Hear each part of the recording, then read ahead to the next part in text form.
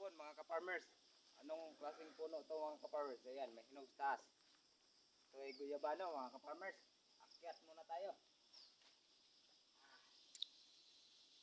Noon ay kaya-kaya nating umakyat mga ka-farmers. Pero ngayon ay mukhang mabigat na yung ating katawan. Ganyan pala pag malapit na tayo mag 40 mga ka-farmers. Kapag mayroon na tayong edad. Kaya, yan, akyatin natin. Akyat! Grabe ang layo mga ka-farmers. Balik ng Mahulog na yun. hilaw na, hilaw. Parang katong bahaw ng puno. Grabe ang bigat mga ka-farmers.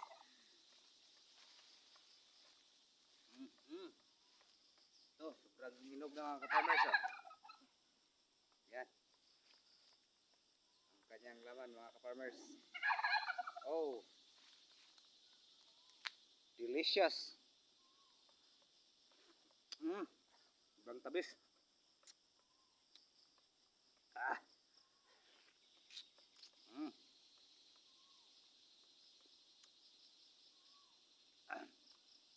Yan yung ating tinanim mga ka-farmers. Magdadalawang taon ay nagsisimula na siyang magbunga. Ay, nakakain na tayo. Pero 2 taon to mga ka-farmers. Dami pang bunga. Wow.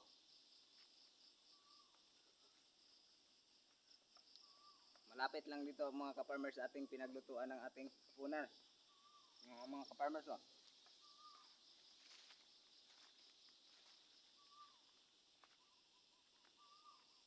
Yan. Dito kami nagsaing. Ito mga ka-farmers ay ang ating ulam. Malaking kaldero. Kasi ayan. Tingnan nyo mga ka-farmers. Yan. Labong yan mga ka-farmers. Gawin nating adobo ngayon mga ka-farmers. Pinapakuluan pa natin para hindi mapait. Pero itong mga ka-farmers ay hindi mapait to. Kasi sobrang bata pa. Kaya ayan, kain muna tayo.